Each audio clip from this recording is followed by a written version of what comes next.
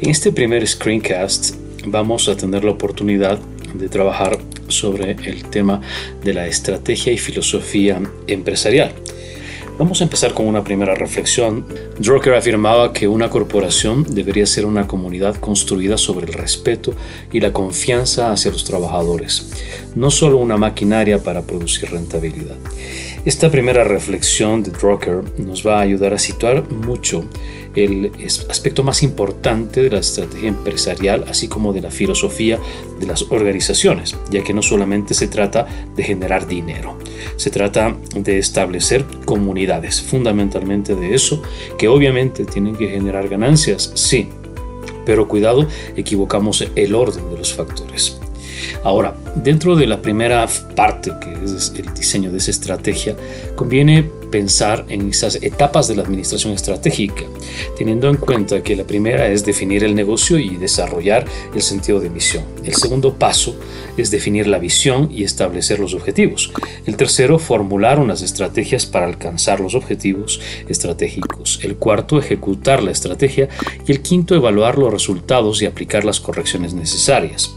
Viéndolo en términos gráficos y de secuencia, por una parte vemos que existe entonces el sentido de misión, esto que declara fundamentalmente la identidad organizacional, el quiénes somos, qué hacemos y por qué lo hacemos. Segundo, la visión como una declaratoria de principios de hacia dónde queremos avanzar. Tercero, establecer los objetivos organizacionales o estratégicos. Y luego ya el establecer los análisis ambientales y organizacionales que tienen que ver en mucho con los análisis FODA o DAFO y que llevan a realizar la estrategia deseable corporativa. Este proceso nos permite identificar una cronología básica.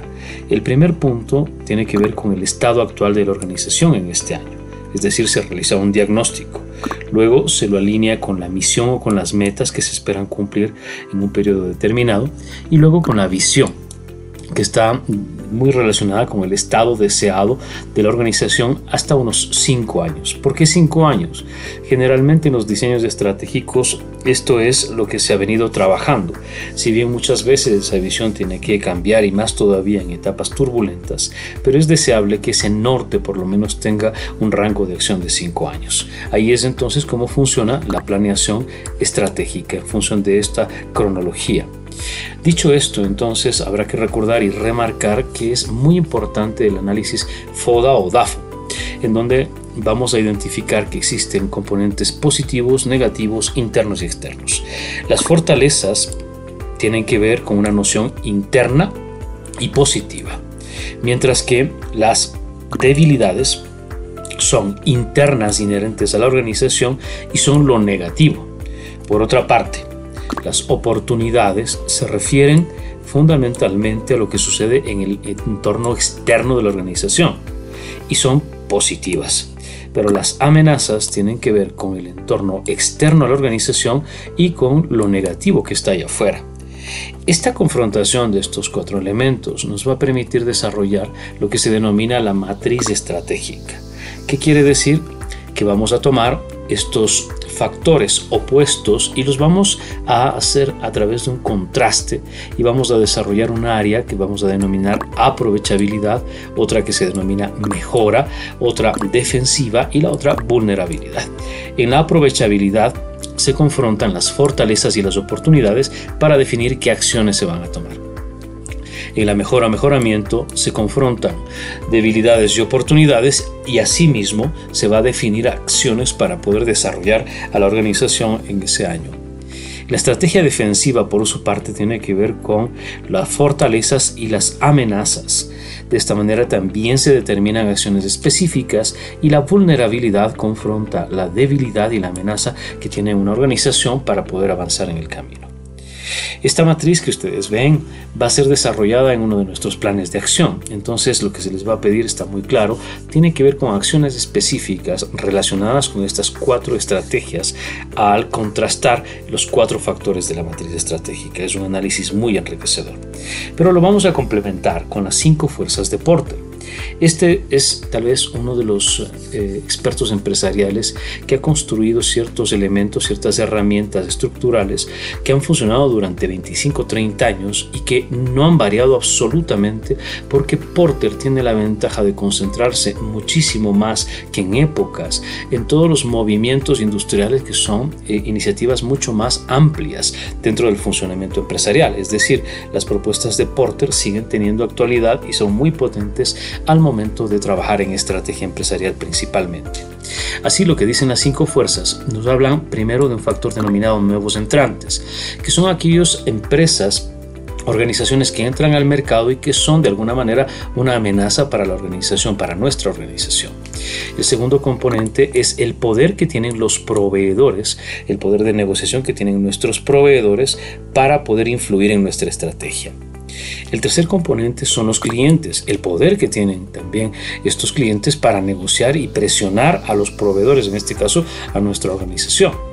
Tenemos por cuarto lugar a los productos sustitutos. En la actualidad vivimos una época en la que ya no solamente encontramos competencia en nuestro propio mercado, sino en otros mercados. Por ejemplo, en el mercado del entretenimiento no solamente que compiten ahora los canales de televisión, sino que compiten también las redes en streaming, compiten las redes sociales.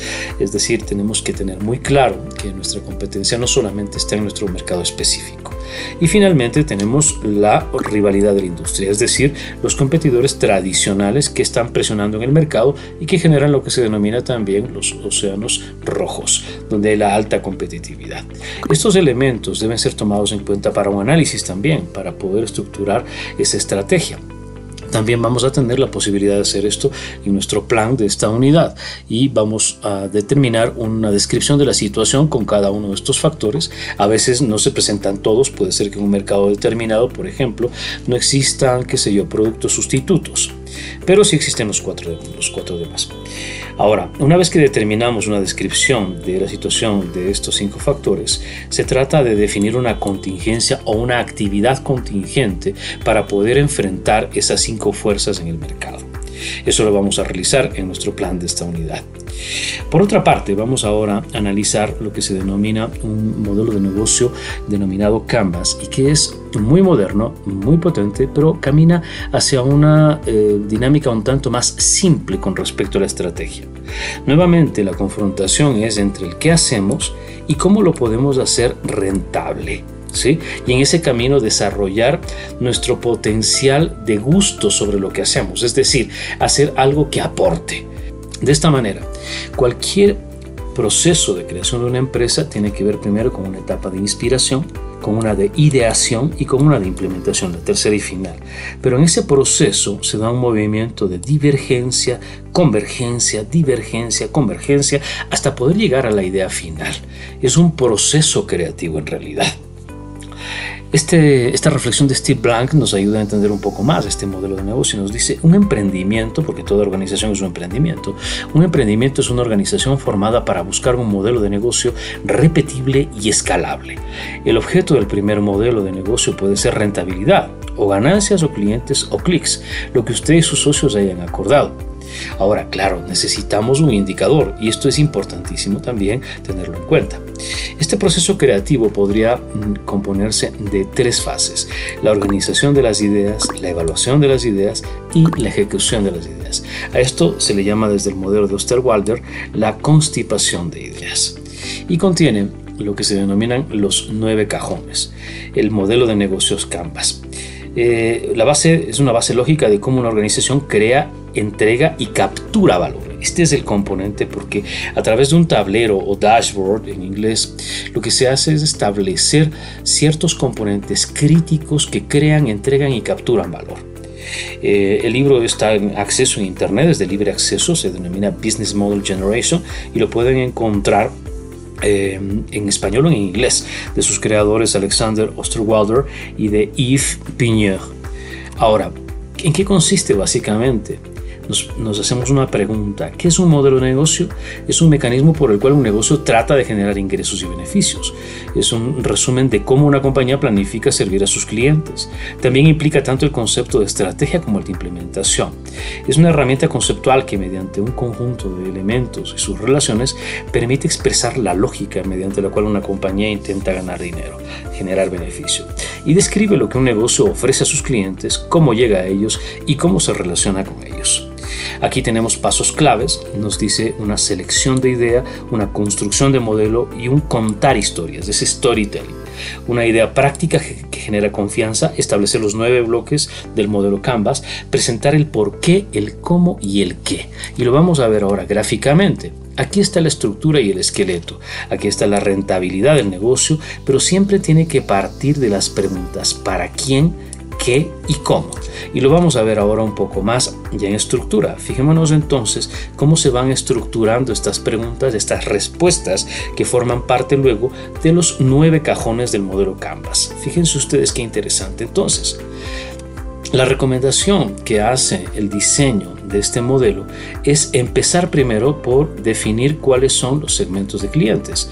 Segundo componente es determinar cuál es la propuesta de valor que nosotros ofrecemos a ese segmento de clientes. Tercero, cuáles son los canales de comunicación y distribución a los que vamos a llegar para poder acceder a esos clientes. Luego, las relaciones significativas establecidas y mantenidas con cada segmento de clientes. 5. La forma como se van a generar ingresos como resultado de esta entrega de valor, de esta promesa de valor. El sexto componente son los activos necesarios para crear y entregar productos y servicios y soluciones. El séptimo, actividades esenciales para crear y entregar la propuesta de valor. El octavo, algunas actividades son externalizadas y algunos recursos son adquiridos fuera de la empresa. Y finalmente, los costos necesarios para crear y entregar ese valor. Aquí tenemos un ejemplo y es el ejemplo de Netflix para que ustedes puedan identificar cómo va ese proceso. Muy interesante. Ahora, esto tiene que ver mucho con lo que plantea la estructura básica de la administración. Una persona que hace administración o que es responsable de la administración de la empresa, lo que hace es siempre reportar el avance de acciones hacia un objetivo. Ese administer es ese acto de reportar. ¿A quiénes reportamos generalmente nuestras acciones? Pues en la actualidad se van multiplicando los públicos: accionistas, colaboradores, clientes, proveedores, familiares, la sociedad y otros. Y es esto lo que significa la composición entre los stockholders, es decir, los accionistas, y luego a todos los demás que se denominan los stakeholders, la conciencia social de una organización. Las funciones administrativas básicas son planificar, organizar, dirigir y controlar, aunque generalmente nos concentramos mucho más en estas 3: planificar, organizar y controlar. Aquí está la función de dirección que tiene que ver con el liderazgo y con la motivación. La regla de oro en administración es que los recursos se administran y que las personas se dirigen. Esta regla de oro va a ser un norte durante todo el desarrollo de nuestra materia y nos va a ayudar a entender cómo entonces el comportamiento organizacional echa mano, tanto sí, de las estrategias administrativas de recursos como de la dirección de personas. Y en esto nos iremos concentrando poco a poco en nuestros contenidos. Quiero darte nuevamente la bienvenida y desearte el mayor de los éxitos.